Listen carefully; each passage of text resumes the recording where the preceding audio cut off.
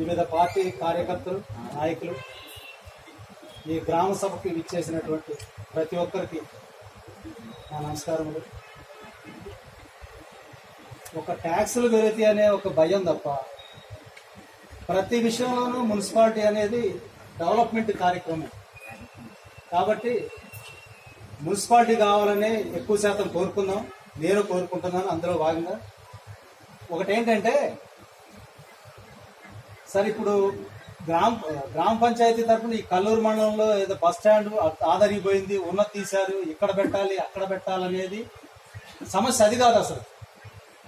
ఇలాంటి తీరు ఇప్పుడు ఒక పార్టీ ఉన్నప్పుడు ఆ రోజు అనకూడదు. కానీ బస్ స్టాండ్ అక్కడ ఏర్పాటు చేసేటప్పుడు నేను టీఆర్ఎస్లోనే ఉన్నాను. ఈవెన్ ఎమ్మెల్యే గారు కూడా, ఇప్పుడు ప్రజెంట్ ఎమ్మెల్యే గారు కూడా అందులోనే పనిచేశారు. ఎందుకంటే అప్పుడు ఎలక్షన్ వ్యవహారం అయ్యి లేవు.